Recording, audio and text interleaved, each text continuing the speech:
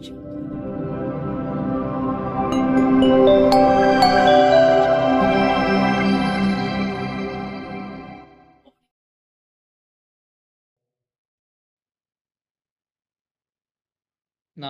tassa bhagavato arahato sama sambuddhassa. Namo tassa bhagavato arahato sama sambuddhassa. Namo tassa bhagavato arahato sama sambuddhassa. Kalena dhamma sawanang etta manggalamuttamang ti.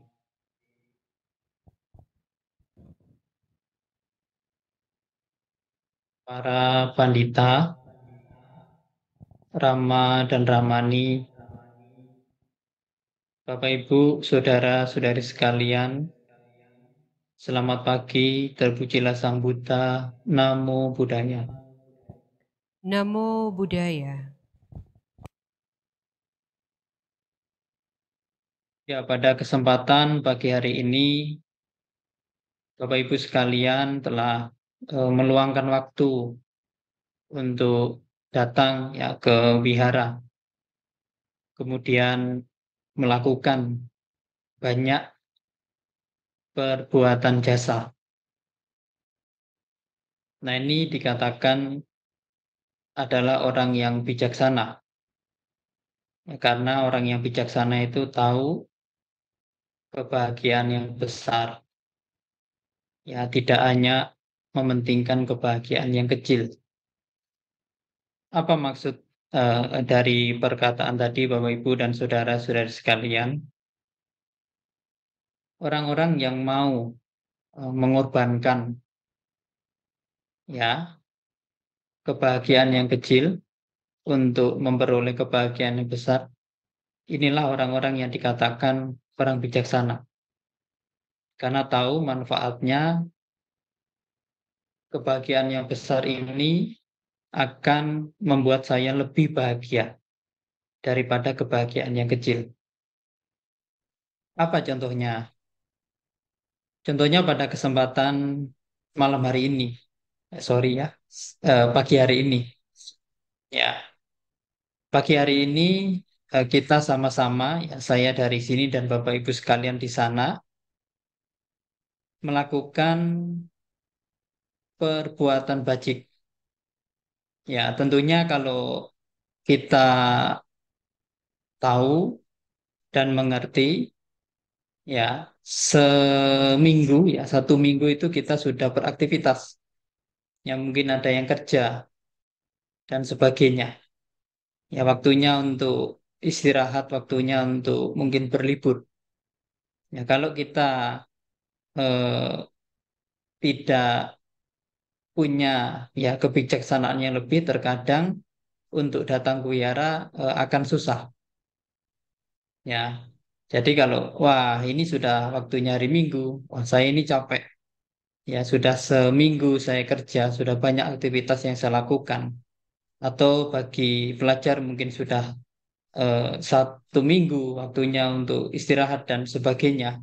Untuk yang kerja juga sama. Ya selama 1 minggu sudah bekerja bersusah payah mengumpulkan eh, nafkah ya, dan sebagainya. Ya, kalau kita memikirkan untuk istirahat, memikirkan untuk di rumah saja, ya bisa. Ya, karena dengan demikian kita ya sudahlah kalau kita di rumah kan bisa istirahat, bisa rileks, bisa tenang, tidak setegang di wihara. Ya, karena kalau di wihara bisa duduk harus bersila, bersimpu, harus tegap ya. Karena kalau kita tidak duduk dengan sesuai nanti malu dengan teman-teman. Ya, jadi artinya apa? Untuk datang ke wihara saja ini bukan hal yang mudah. Ya, memilih untuk berlibur, memilih untuk di rumah, untuk beristirahat ini juga merupakan satu kebahagiaan. Tetapi pada kesempatan pagi hari ini, Bapak Ibu sekalian bisa datang di sini berarti Bapak Ibu sekalian memilih kebahagiaan yang besar.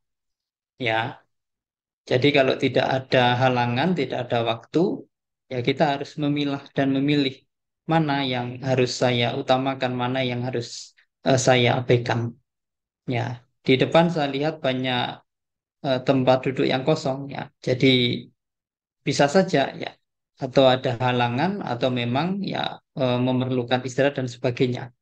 Dan saya yakin ya umat Buddha di Wihara Sakyamuni ini tidak hanya segini ya yang hadir pada kesempatan pagi hari ini, tetapi lebih banyak daripada yang sekarang. Nah, ini adalah contoh nyata Bapak Ibu dan saudara-saudari sekalian, di mana kita hendaknya bisa mengorbankan kebahagiaan yang kecil untuk memperoleh kebahagiaan yang besar. Ini adalah cara bijak orang bijaksana berpikir.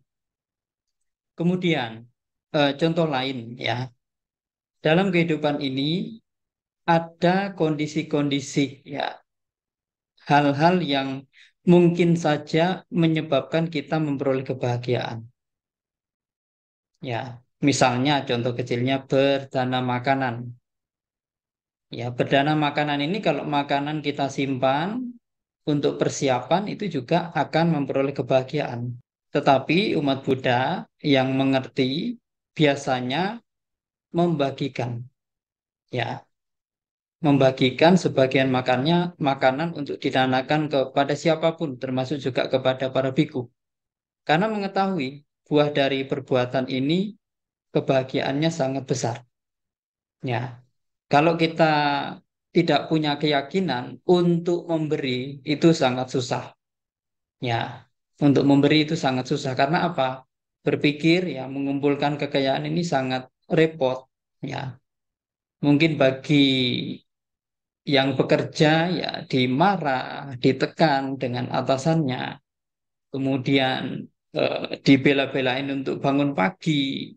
Ini sangat repot sekali. Kalau tidak atas dasar keyakinan, atas perbuatan baik ini, maka akan susah untuk melakukan yang namanya kebajikan. Jadi sebenarnya dalam kehidupan sehari-hari kita tidak hanya waktu, tidak hanya materi, kita harus punya pilihan. Ya, kalau saya melihat ini ada potensi kebahagiaan, tetapi ada potensi kebahagiaan yang lebih besar lagi, maka saya lebih baik mengorbankan yang kecil. Ya, kalau kita bisa melihat misalnya waktu pangeran eh, waktu Sang Buddha menjadi bodhisatta, ya waktu itu menjadi Petapa Sumedha. Ya, jadi di cerita di kronologi itu tidak akan susah bagi Petapa Sumedha ini untuk mencapai kesucian pada saat itu. Tetapi demi kasih sayangnya untuk semua makhluk, maka Petapa Sumedha ya mengorbankan ya. Saya bertekad untuk menjadi seorang sama Sambuddha karena sama seorang sama Sambuddha itu bisa ya membebaskan, kemudian bisa mengajarkan, kemudian bisa menjadikan murid-murid ya beliau ya murid-murid sama Sambuddha itu menjadi seperti sama Sambuddha yang untuk mencapai kebudaan. Dalam hal ini adalah Sawaka Buddha. Ya, Sawaka Buddha kalau Bapak Ibu sekalian pernah membaca itu eh, seorang murid yang belajar dhamma dengan sama Sang Buddha kemudian mencapai tingkat kesucian arahat. Ini disebut Sawaka Buddha. Ya, jadi ini adalah contoh-contoh yang bisa Bapak Ibu sekalian renungkan. Dengan saya datang ke wihara ini, ya manfaatnya sangat banyak sekali. Ya, karena ketika di rumah saya bisa istirahat, ketika di rumah saya bisa mungkin saja rileks ya, berbaring dan sebagainya. Tetapi saya mengorbankan hal demikian untuk datang ke wihara untuk melakukan puja, untuk melakukan kebajikan-kebajikan yang amat luas. Ya, jadi dengan Bapak Ibu sekalian datang pada kesempatan pagi hari ini juga termasuk adalah cara pikir orang bijaksana. Ya.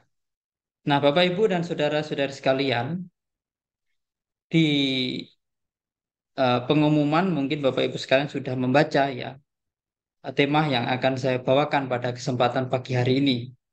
Ya, temanya adalah kepercayaan adalah saudara yang paling baik. Ya, kita bisa melihat ya murid-murid Sang Buddha ya, karena ini saya kutip dari Dhammapada ya, murid-murid Sang Buddha yang mempunyai kepercayaan terhadap Sang Buddha kemudian mempraktikkan dengan sungguh-sungguh bisa mencapai keberhasilan. Ya, kalau Bapak Ibu sekalian ingin mengetahui sekilas dari kata-kata Dhammapada ini, nah, di situ ada satu raja. Ya, satu raja itu memiliki tubuh yang besar. Ya, sehingga ketika mendengarkan dhamma itu yang ngantuk dan kemudian tidak bisa berlatih. Nah, di situ Sang Buddha menganjurkan untuk mengurangi makan ya, supaya sehat. Ya, supaya sehat. Ya, saya tidak tahu sebesar apa tubuh raja tersebut. Ya, tetapi supaya sehat. Nah, kemudian karena mengikuti anjuran dari guru, maka dia bisa berhasil dan merasa mempunyai kesehatan, kemudian puas dengan apa yang dicapainya karena nasihat dari Guru Agung Buddha. Nah, itu adalah eh, bentuk dari kepercayaan, ya, kepercayaan antara murid dan guru. Nah, pada kesempatan pagi hari ini, ya Bapak Ibu dan saudara-saudari sekalian, kalau pernah mendengar ya pesan Sang Buddha, ya ketika ada salah satu murid beliau bertanya, siapa nanti yang akan menggantikan beliau ketika beliau sudah parinibbana? Ya, Sang Buddha tidak menunjuk sosok, tidak menunjuk figur, tetapi Sang Buddha menyebutkan Dhamma dan Vinaya sebagai guru. Ya, jadi kalau kita melihat kembali Dhamma dan Vinaya, termasuk yang Bapak Ibu sekalian praktekkan sampai saat ini adalah guru kita. Ya, guru kita untuk apa? Untuk supaya kita percaya. Ya, kalau kita percaya terhadap Dhamma, kemudian mempraktekannya, kita sudah menjadikan Dhamma itu sebagai saudara kita. Karena adalah sosok pengganti dari Sama Sambuddha. Seperti halnya ya murid yang tadi saya katakan, kalau tidak mendengar, tidak mau mempraktekkan apa yang dianjurkan oleh Sang Buddha, maka tidak akan memperoleh hal yang seperti itu, keberhasilan.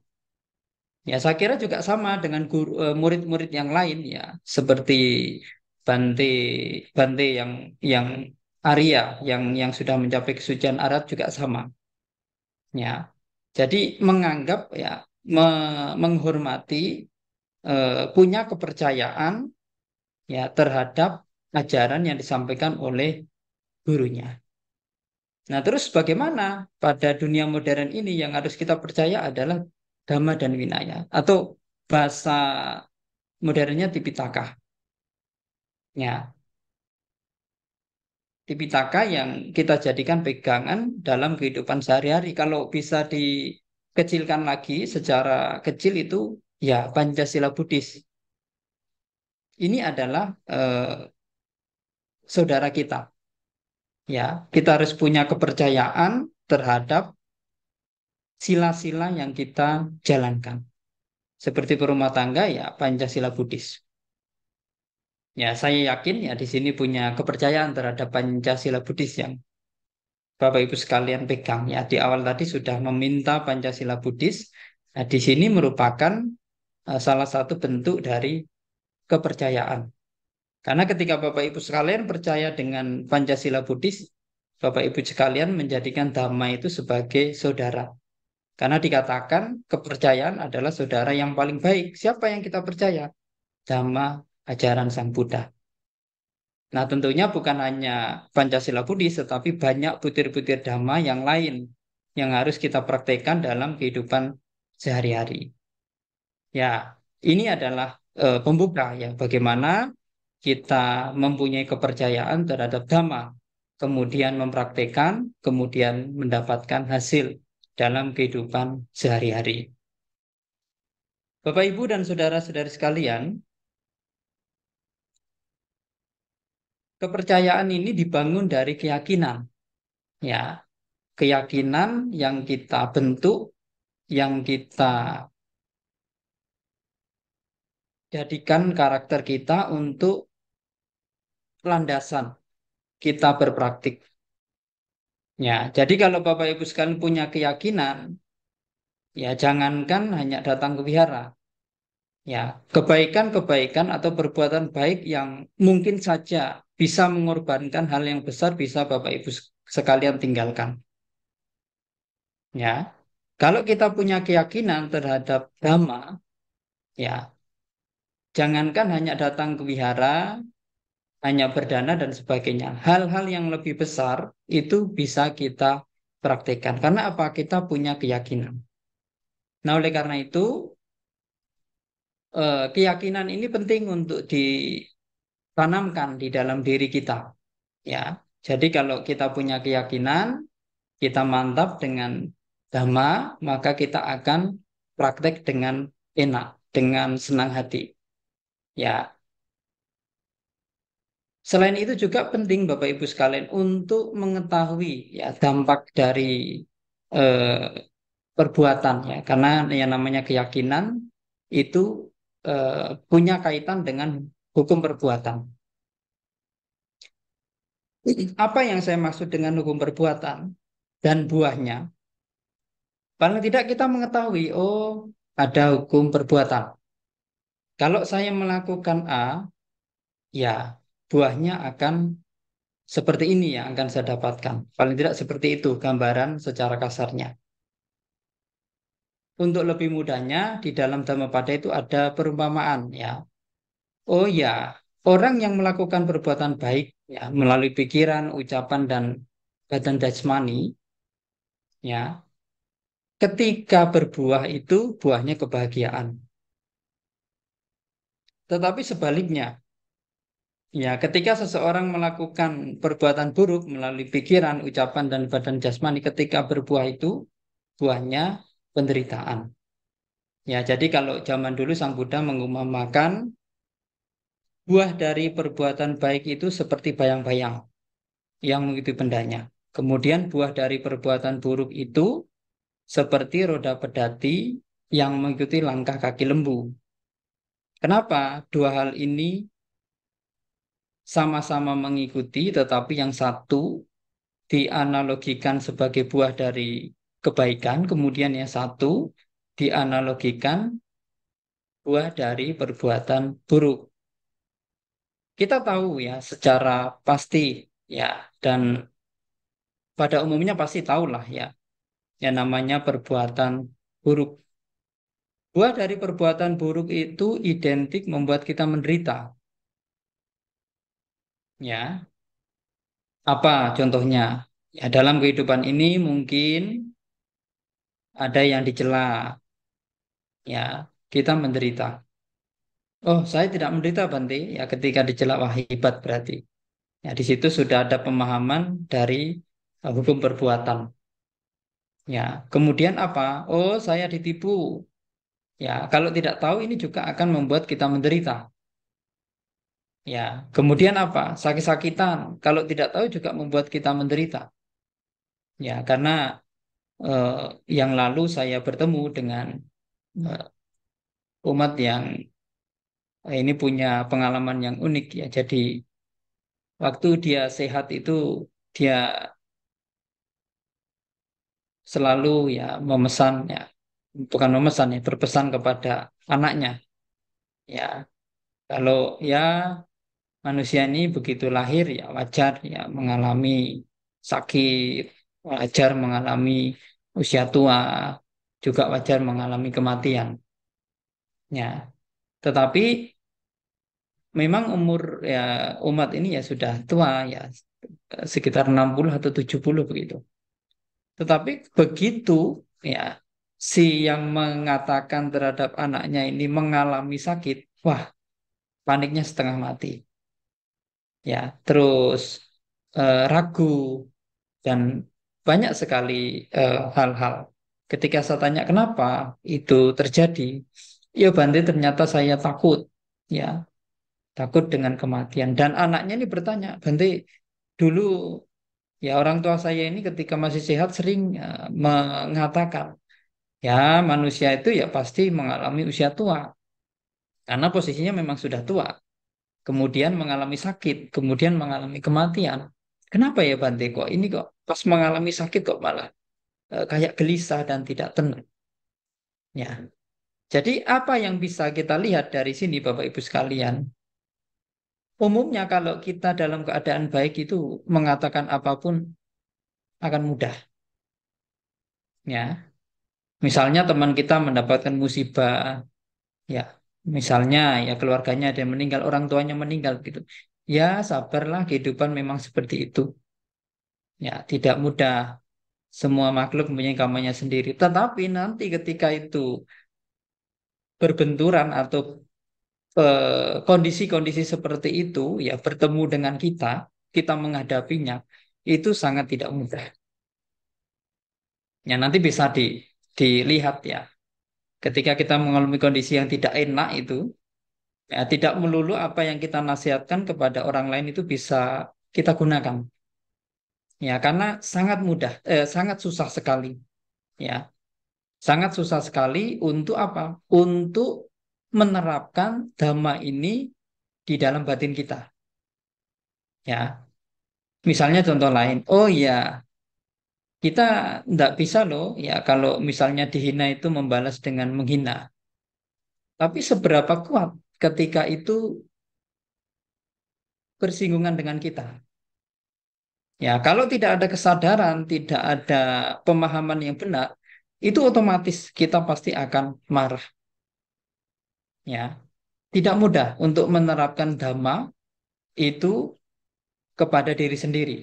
Tetapi sangat mudah ya untuk orang lain itu sangat mudah sekali.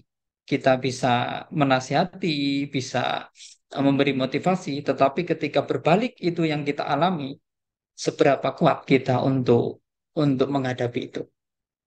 Nah, ini yang biasanya terjadi dalam kehidupan sehari-hari. Makanya tidak heran ketika si bapak yang saya temui tadi, ketika Mahir, ya ketika masih sehat ya, Mahir mengatakan, oh manusia ini ya mengalami usia tua itu wajar, mengalami sakit juga wajar, mengalami kematian juga wajar.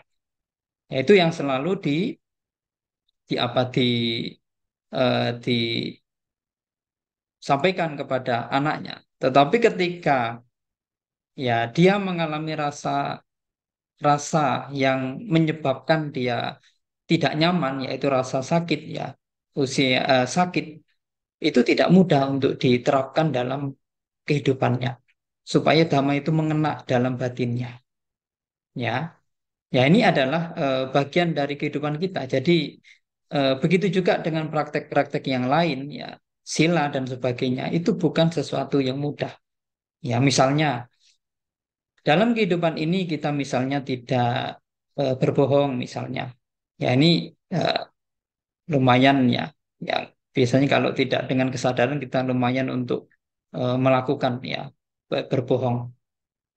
Tetapi kita ketika membutuhkan itu, ya itu bersinggungan dengan kita, ya sila untuk tidak melakukan berbohong ini, itu sangat susah. Ya, makanya jangan jangan apa, jangan menilai ya orang, wah ini sering keliara dan sebagainya kok masih marah-marah. Untuk mengatasi kemarahan itu bukan sesuatu hal yang mudah. Kalau kita dalam kondisi baik, semuanya mendukung, semuanya ada, ujian itu ada, itu mudah sekali, Pak. Sabaran ini penting ya kita praktekkan. Tetapi ketika hal yang mengondisikan kita itu untuk marah itu bersinggungan dengan kita, seberapa kuat kita bisa menggunakan alat dhamma ini untuk sebagai penjaga kita. Ya, ini bisa juga dalam kehidupan sehari-hari kita lihat. Nah, kita bisa melihat ke dalam seperti apa ya praktek yang saya lakukan. Ya, makanya tidak mudah untuk praktek dhamma ini. Karena ketika semuanya terkondisi baik, ya kita mudah-mudah saja berjalan lancar. Tetapi nanti ketika sudah sebaliknya, hal-hal yang membuat itu terjadi, bersinggungan kita seberapa kuat, kita masih bisa bertahan. Ini adalah tanda dari keyakinan kita terhadap dhamma. Ya. Kemudian Bapak Ibu dan saudara-saudari sekalian, kembali ke eh, pembahasan ya tadi. Ya, jadi perbuatan buruk ya diibaratkan sebagai roda pedati. Kenapa? Karena perbuatan buruk itu buahnya adalah penderitaan. Ya, lembu yang menarik roda pedati itu pasti menderita. Ya, kalau kita melihat lembu sekarang udah jarang ya lembu, tapi zaman dulu yang digunakan Sang Buddha untuk membuat satu contoh, satu analogi itu lembu. Ya, karena zaman dulu untuk transportasinya memang lembu. Jadi lembu yang menarik roda pedati itu pasti menderita. Karena roda pedati itu berat. Kemudian kalau ada bebannya juga sangat membebani ya lembu tersebut. Begitu juga dengan perbuatan buruk, buahnya adalah penderitaan. Ya, jadi semua ya perbuatan buruk yang buah dari perbuatan buruk yang kita terima itu adalah buahnya adalah penderitaan. Ini adalah salah satu cara pandang yang harus kita pegang. Ya, paling tidak adalah pengetahuan dasar supaya apa? Oh ya, kalau perbuatan buruk yang saya lakukan, buahnya penderitaan, walaupun tidak satu-satunya sebab, masih banyak sebab lain. Dengan demikian apa? Kalau kita mau melakukan perbuatan buruk, oh saya ingat lembu, lembu ini yang menarik roda pedati ini menderita. Ya, kemudian perbuatan baik diibaratkan seperti bayang-bayang. Ya, dianalogikan seperti bayang-bayang. Sama juga mengikuti bendanya. Ya, lembu juga diikuti roda pedati, bayang-bayang juga diikuti benda-benda ya, mengikuti bendanya. Tetapi bayang-bayang ini tidak pernah membuat bendanya menderita. Kebaikan yang kita lakukan juga sama, Bapak Ibu sekalian, tidak pernah membuat kita menderita. Ya, jadi buah dari perbuatan baik itu buahnya adalah kebahagiaan dan semua manusia itu biasanya mengharapkan yang ini. Ya, datang wihara berpengharapan baik, datang berdana makan juga berpengharapan baik. Ya, semua kebaikan yang dilakukan juga untuk berpengharapan baik. Apakah salah Banti kalau saya melakukan perbuatan baik kemudian mengharap dari buah dari kebaikan? Tidak salah. Ya, karena apa? Diharap ataupun tidak diharap itu pasti akan berbuah. Cuma waktunya yang tidak tahu kapan ya perbuatan baik itu berbuah. Tetapi yakin ya pada saat ini ketika kita duduk di sini juga buah dari perbuatan baik sudah berbuah. Ya, karena untuk bisa hidup itu juga salah satu dukungan dari kebaikan yang kita lakukan. Ya, kalau kita tidak punya kebaikan ya bisa saja kita mengalami kematian. Ini adalah analogi, analogi yang bisa kita cerna Bapak Ibu sekalian untuk apa? Untuk membuat fondasi keyakinan kita dalam kehidupan sehari-hari. Jadi kita tahu punya keyakinan kalau perbuatan buruk itu buahnya penderitaan, analoginya seperti roda pedati yang mengikuti langkah kaki lembu, kemudian perbuatan baik itu buahnya adalah kebahagiaan, seperti bayang-bayang yang kita pergi di alam manusia ini maupun setelah kematian juga selalu mengikuti kita. Ya, nah itu Bapak Ibu dan saudara-saudara sekalian. Ya, jadi kita harus perlu ya membangun kepercayaan terhadap Dhamma.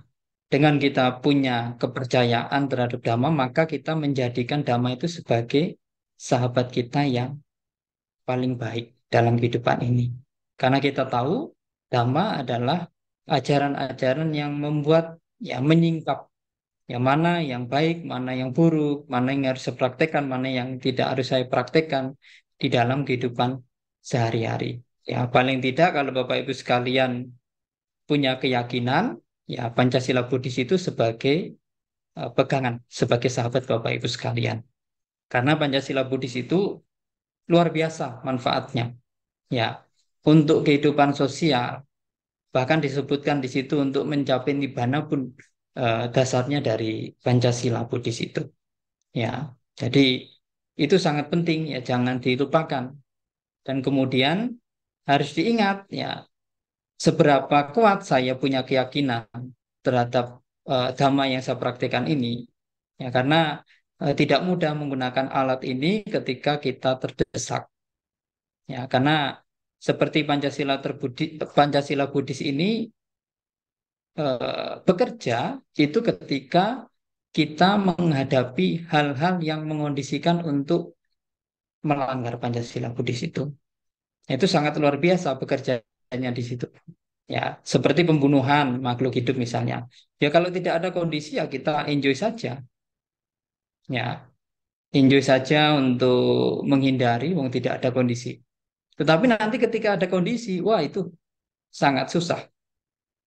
Itu sangat susah karena apa?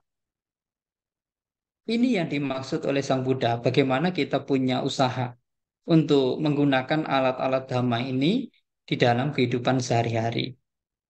Ya, jadi jangan hanya diingat, ya jangan hanya dibaca, tetapi kita gunakan dalam kehidupan sehari-hari. Ya, berkaitan dengan dhamma yang lain, misalnya ya kesabaran, ya kemudian tidak marah-marah, tidak punya kebencian itu juga sama.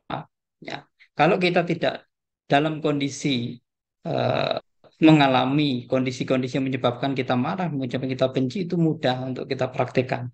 Tetapi ketika nanti kita mengalami kondisi seperti itu, apakah masih bisa kita mempertahankan, ya kita tegak terhadap dhamma ajaran Sang Buddha? Ya, Bapak Ibu dan saudara-saudari sekalian, eh, ada 4 roda ya di dalam Anguttara Nikaya ya Cakka Sutta ya tentang khotbah tentang roda.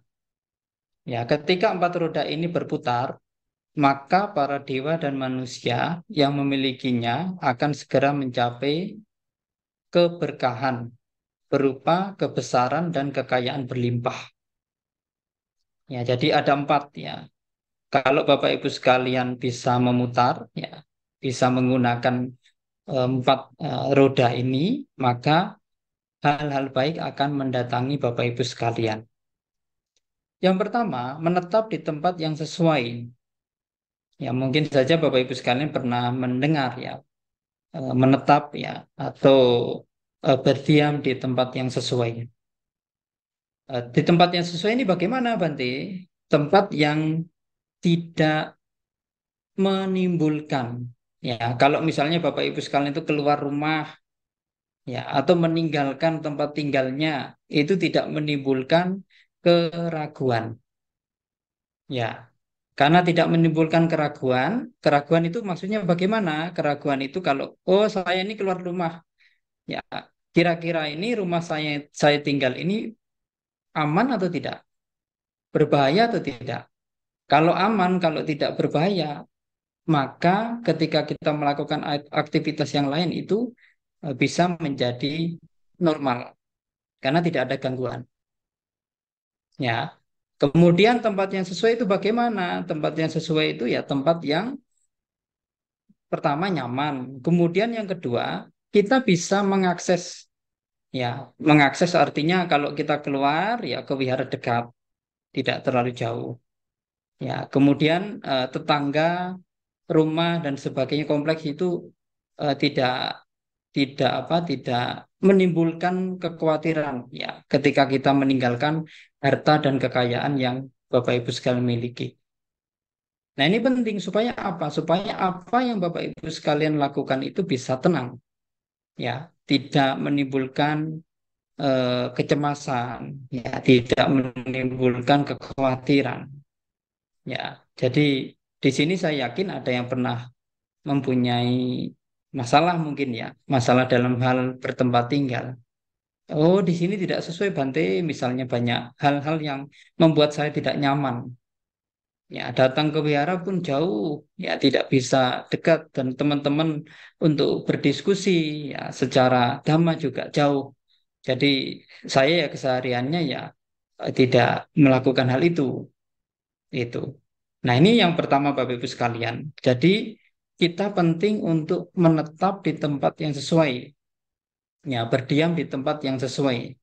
Ya, kemudian yang kedua, mengandalkan orang-orang baik. Ya, mengandalkan ini bagaimana? Dalam hidup ini kita harus bergaul dengan orang-orang yang berhati mulia. Ya, jadi orang-orang yang berhati mulia ini, orang-orang yang baik ini yang harus kita jadikan untuk teman kita bergaul. Wah, Bante, kalau saya bergaul dengan orang-orang baik saja gimana? Sedangkan di dunia ini, di lingkungan saya juga ada orang-orang yang tidak baik. Ya, bagaimana Bante? Saya tidak punya teman dan sebagainya. Bapak, Ibu, dan saudara-saudara sekalian, di Cangkamana Sutta itu ada salah satu eh, pernyataan, ya. Jadi Sang Buddha, ya, Sang Buddha itu atau di Cangkamana Sutta itu menyebutkan, ya, menyebutkan para Bante, ya, seperti Bante Sariputra, Sariputta, ya, berkumpul dengan para muridnya. Kemudian para Bante seperti Bante Moggolana itu juga berkumpul dengan para muridnya. Sedangkan kalau kita lihat Bante Dewadatta juga mereka juga berkumpul dengan para muridnya. Artinya satu sosok itu mempunyai lingkungan yang sama. Ya, kalau kita lihat Bante Moggolana itu mungkin secara historisnya itu punya kelebihan untuk kekuatan batin misalnya seperti itu. Itu juga berkumpul dengan orang-orang yang sefrekuensi. Ya, sama juga Bante Sariputra juga sama, Sariputta juga sama. Ya, berkumpul dengan eh, para muridnya. Itu juga sama orang-orang yang punya satu ya frekuensi, punya kebijaksanaan yang tinggi misalnya. Kemudian Bante Dewadatta juga sama, berkumpul dengan para muridnya juga sama. Artinya apa? Kita tidak usah takut untuk ber- eh, kita tidak usah takut untuk apa? Untuk mempunyai teman sedikit. Karena teman yang cocok dengan kita, yang sesuai dengan kita, itu adalah mereka orang-orang yang sama dengan kita. Paling tidak ya hampir sama lah karakternya. Ya, makanya kalau dalam kehidupan sehari-hari, ya orang perampok ya kumpulnya dengan orang perampok. Orang cendekiawan ya kumpulnya dengan orang cendekiawan. Karena apa? Mempunyai kesamaan. Nah, dalam hidup ini pun sama. Ya, untuk bergaul ya dengan orang yang bijaksana, orang-orang yang mulia juga sama. Ya, kita jangan takut hanya, oh ini hanya sedikit nanti teman saya tidak banyak. Karena orang-orang yang seperti itu paling tidak satu frekuensi dengan kita, dengan karakter kita, dengan kebiasaan kita. Ya, dalam kehidupan sehari-hari. Karena kalau tidak sama, tidak satu frekuensi, biasanya tidak bisa berkumpul, tidak bisa bareng. Ya, tidak cocok lah dalam bahasa umumnya. Nah, seperti itu. Dalam kehidupan sehari-hari, Bapak Ibu sekarang kan tahu ya, oh ini seorang pencuri ya, gabungnya pasti dengan seorang pencuri. Kalau orang dermawan memberi juga gabungnya dengan seorang pemberi. Nah, ini kira-kira seperti itu. Jadi tidak usah takut untuk bergaul ya dengan orang-orang bijaksana. Karena ketika kita mampu bergaul dengan orang-orang bijaksana, paling tidak bisa mengarahkan kita, membimbing kita, kemudian bisa menjadi alarm ya bagi kita. Kalau kita apa? Kalau kita sedang kondisi salah jalan. Artinya mungkin saja ada perbuatan yang tidak baik, kita bisa diluruskan. Makanya dalam kehidupan sehari-hari itu sangat penting untuk mempunyai teman yang mau menyampaikan hal-hal yang tidak baik yang kita lakukan. Supaya apa? Supaya kita bisa punya alarm. Oh ya, yang saya lakukan ini tidak baik. Ya, makanya kalau saya perhatikan dalam lingkungan masyarakat itu kalau ada teman yang membiarkan temannya itu melakukan perbuatan buruk ini sangat kejam sekali. Ya, sangat kejam sekali karena apa? Ketika kita membiarkan seperti itu ya bahaya akan menghampirinya. Kalau bahaya akan menghampirinya, ya bagaimana kita mau punya perhatian? Bisa dikatakan dengan teman yang baik. Tetapi sebaliknya, wah berarti saya sudah menganjurkan untuk tidak berbuat A supaya tidak menderita. Ternyata malah dianggap ah, itu sebagai apa? Sebagai teguran, bukan sebagai nasihat. Nah, kita harus introspeksi diri sebagai orang yang ditegur. Oh ya, ini baik untuk saya. Saya harus praktekkan. Ya, karena hal-hal demikian ini bisa dilakukan dalam kehidupan sehari-hari. Ya, banyak juga yang menemui, oh berteman dengan orang yang baik. Yang baik ini apa? Yang baik ini tidak sungkan-sungkan untuk memberi tahu kalau kamu melakukan A, konsekuensinya seperti ini. Ya, seperti apa? Seperti misalnya seorang ayah, seorang ibu terhadap anaknya. Ya, seperti itu kalau kita berteman. Ya, jadi tidak sungkan-sungkan untuk apa? Untuk memberitahu kalau perbuatannya itu tidak baik, akan menimbulkan penderitaan.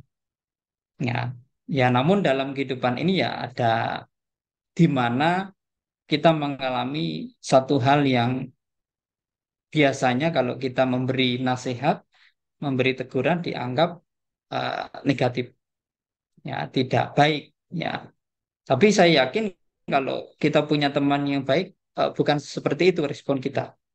Ya, kalau respon kita seperti itu, mungkin itu datang karena teguran dan nasihat itu dari teman yang kita anggap tidak baik. Biasanya seperti itu. Tapi kalau teman yang baik itu ya seperti eh, keluarga. Ya, dia akan bisa mengarahkan, bisa memberi alarm ketika kita dalam kondisi yang tidak baik, yang bisa menimbulkan penderitaan. Nah, ini adalah yang kedua. Jadi sangat penting untuk mengandalkan orang-orang baik karena orang-orang baik ini bisa memberi kita alarm, memberi kita teguran ketika kita dalam melakukan hal yang tidak baik dalam kehidupan sehari-hari. Kemudian yang ketiga, tekad yang benar. Dalam hidup ini Bapak Ibu dan saudara-saudara sekalian kita mempunyai ya harapan-harapan yang baik dan juga kita penting untuk membuat tekad yang benar. Ya, jadi ketika kita punya tekad yang benar, ini diawali dengan membentuk apa karakter kita. Ya, karena yang namanya tekad ini tidak semudah ya, semudah ketika apa? Ketika kita pertama kali membuat tekad itu. Ya, karena di tengah jalan itu banyak sekali. Oh, saya bertekad untuk jadi orang baik lah. Setiap minggu untuk datang ke wihara. Ya, setiap minggu untuk melakukan puja bakti. Ya, setiap minggu untuk melakukan kebaikan, misalnya pas hari Minggu, gitu. Tetapi hal ini tidak mudah. Ya, banyak hal-hal lain yang mengakibatkan tekad tersebut bisa luntur. Ya, makanya perlu yang namanya bergaul dengan orang-orang yang baik itu supaya apa? Mengingatkan kita ya atas tekad yang kita lakukan dalam kehidupan sehari-hari. Ya, sebenarnya tekad ini ya tidak cukup sekali. Ketika kita melakukan perbuatan baik juga ada tekad. Ketika kita melakukan puja bakti dan kebaikan-kebaikan yang lain juga ada tekad. Diawali dengan tekad. Kalau tidak ada tekad, itu sangat susah untuk kita lakukan. Nah, seperti tadi meminta lima sila juga perlu yang namanya tekad. Ya, kalau tidak ada tekad ini juga sangat susah untuk kita lakukan dalam kehidupan sehari-hari. Ya, contohnya lima sila misalnya. Ini memerlukan tekad yang kuat. Ya, karena apa? Mungkin saja kalau Bapak Ibu sekalian mengikuti puja bakti hanya 1 minggu sekali misalnya. Nah, ini juga merupakan tantangan karena satu hal walaupun berkali-kali kita ingat, ya, apalagi seminggu sekali, itu juga mudah untuk kita lupakan. Ya, sila misalnya, ya, Pancasila Buddhis itu juga mudah untuk kita lupakan. Makanya tekad untuk melakukannya juga sangat penting untuk dalam kehidupan sehari-hari. Ya, apapun itu tekadnya sangat penting. Ya, sangat penting. Ya, sepenting apa? Sepenting perjalanan tekad itu bisa dicapai. Misalnya 24 jam. Oh, pagi ini saya bertekad untuk supaya menjalankan sila dengan baik. Tetapi sepanjang perjalanan itu perlu usaha, ya tidak mudah. Ya nanti sampai bangun tidur, kemudian sampai sebelum terlelap itu juga tidak mudah tekad yang kita miliki dalam kehidupan sehari-hari. Misalnya contoh ringannya, ya ketika kita mulai duduk meditasi misalnya, nah, tadi 10 menit misalnya, ya kita sudah punya tekad di awal ya 10 menit, tetapi ya ada saja sebelum 10 menit itu juga sudah ya tangannya yang mungkin gatal dan sebagainya, kakinya pegel dan sebagainya gitu. Nah, kita bisa mengukur melihat tekad kita itu seberapa kuat ketika menjalankan hal-hal baik ini. Ya, kok Bante tahu ya tidak semudah itu karena tadi juga saya lihat ya untuk meditasi 10 menit juga ternyata tidak mudah ya untuk mengalahkan kita sendiri tekad kita dalam melakukan meditasi. Mungkin saja waktu persiapan, wah ini hanya 10 menit lah, mudah lah di rumah 30 menit ya. Nah, tetapi untuk misalnya tidak bergerak, untuk misalnya tetap tenang, wah ini juga tidak mudah ya dalam kehidupan sehari. Makanya tekad ini sangat penting di didasari dengan kita bergaul dengan orang-orang yang baik. Kemudian Bapak Ibu dan saudara-saudari sekalian, yang keempat, jasa yang dilakukan di masa lampau. Ya, jadi seberapa kuat kita yang kita berusaha, kalau kita tidak jasanya sangat sedikit ya, jasanya sangat sedikit tidak banyak, ini akan susah. Untuk apa? Untuk memperoleh kemakmuran dalam kehidupan ini. Kok begitu Bante? Ya, dalam kehidupan ini banyak warna-warninya. Ada orang yang bekerja sedikit mungkin mengeluarkan tenaga sedikit sudah mempunyai hasil yang banyak. Ya, tapi ada juga orang yang bekerja ya waktunya penuh sampai kadang-kadang wah ini 24 jam kayaknya kurang ini saya harus tambah lagi. Besok lagi ditambah lagi sampai malam terkadang. Ini juga hasilnya tidak maksimal. Kemudian ada juga orang yang seimbang. Oh, imbang apa? Imbang ketika dia melakukan hal yang sangat keras juga hasilnya sangat keras. Kenapa kok ada fenomena seperti ini? Eh, Ini adalah salah satu sebabnya adalah jasa di masa lampau. Ya, jasa itu apa Bante? Perbuatan baik di masa lampau. Ya, seberapa kuat kita punya tekad, kalau tidak ada banyak perbuatan jasa, maka tidak akan sebanding dengan apa yang kita usahakan. Ya, jadi pernah ya mengalami misalnya di masa-masa yang sulit, wah saya udah bekerja 24 jam ini kok ya begini-begini saja. Kok teman saya si A ini hanya sebentar dan ini kok sudah mungkin naik jabatan dan sebagainya. Itu dulu misalnya pas masa sekolah ya, pernah mengalami ada yang pintar gitu, hanya karena membaca sekilas, tetapi kita yang sudah berusaha sampai menghafal sampai apa ya, hasilnya biasa-biasa saja. Ya, jadi jangan heran dengan hal ini karena apa? Ada jasa kebajikan di masa lampau. Ketika jasa itu dibarengi tekad yang baik, maka buahnya akan sangat luar biasa. Buahnya akan sangat besar, akan banyak manfaat ya dalam kehidupan kita sehari-hari. Ya ini adalah empat roda. Ya, empat roda yang bisa Bapak Ibu sekalian pegang, bisa Bapak Ibu sekalian putar dalam kehidupan sehari-hari supaya apa? Supaya keberkahan ya berupa kebahagiaan itu bisa mendatangi Bapak Ibu sekalian dalam kehidupan sehari-hari. Jadi sangat penting untuk mempunyai kepercayaan terhadap dhamma.